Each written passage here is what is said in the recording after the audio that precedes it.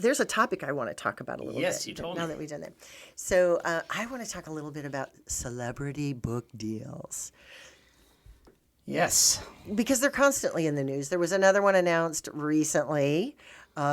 Prince Harry's going to tell his side of the story, his side of the story. So, we're seeing a lot, a lot of politicians are getting these big book deals. And, all you have to do is, I don't know. If you have a name, you can get a book deal.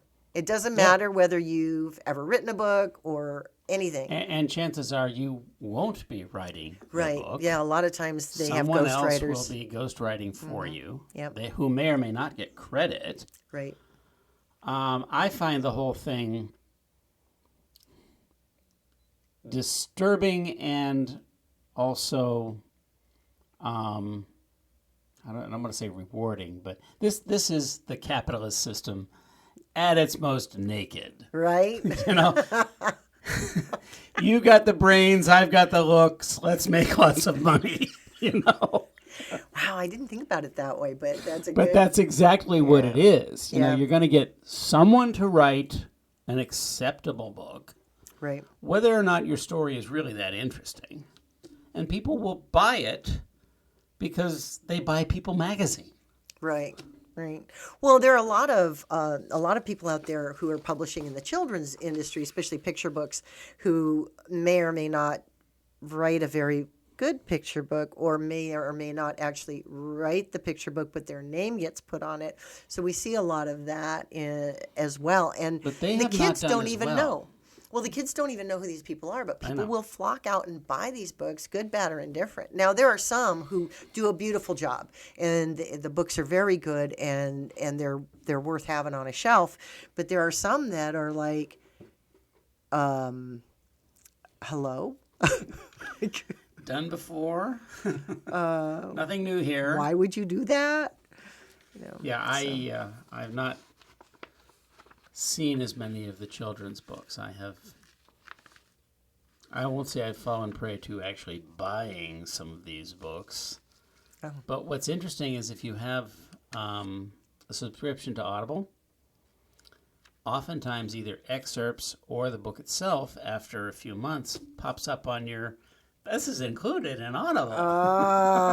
You don't have to pay for it, and you get to listen to it. Interesting. And out of, I think, 3 of those that I've done, I've shut them down after a very short period of time because it just didn't interest me. There was nothing there. Right. There's no there. Yeah, exactly. Yeah. Now, that said, I have read a couple of celebrity books. I'm trying to think of which one really stuck with me. Neil Armstrong's book I found fascinating. Yeah, that might be really interesting. Yeah. But only because, of who he is, and he's telling the inside story of the moon launch and what he did. Right. And a lot of it was really not new material. Right.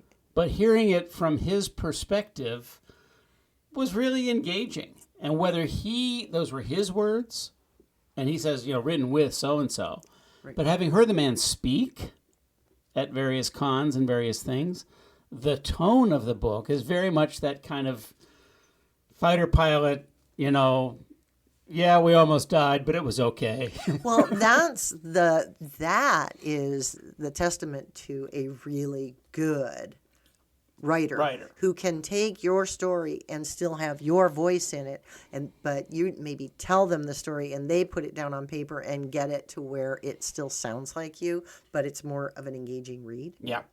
I'm listening to somebody talk for 6 hours, just, and everybody tends to wander and ah. Oh, yeah, I forgot to mention this. And right. Oh, before I tell you that, I have to go back and tell you this. Yeah. No, I never do that.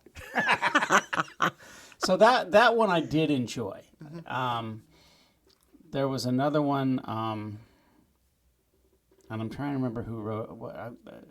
I'm not coming up with the title or the person anymore, but the ones that I've looked at have just been kind of. Yeah, I'm not interested in most of them either. Most of them is like, like my side of the story. It's very gossipy, and it's I did enjoy Michelle Obama's book because Becoming, right? Because I was very interested in her take on all that journey, right? That whole journey, and how she grew up and all of those things. To me, she's a very interesting woman, and I found that a good listen. I listened to that on Audible, but for the most part, most of them I'm not interested. I don't even try. I'm like, why do I want to know that? So I understand the motivation of the publisher. This is a quick buck. Oh yeah, it's money, money, money. And the thing that I find disturbing about that is that there are a lot of deserving books that won't be necessarily a quick buck, but might be a steady buck. Right. That are not getting attention. Not getting a chance. Right. Yeah. Well, and then there's that self-fulfilling prophecy too. If they throw a lot of money at a person to purchase a book, then they will throw a lot of money at marketing the book because they got to make that money back. Right. And so it just sort of snowballs, and then usually, that's a self-fulfilling prophecy. I would love to see figures on how many of these books really made a lot of money for the publisher. What the actual balance sheet came out I don't at. think you're ever going to get to see that. I don't think. I doubt I will either, but I think see that would be kind of interesting. They're not interested in being that transparent.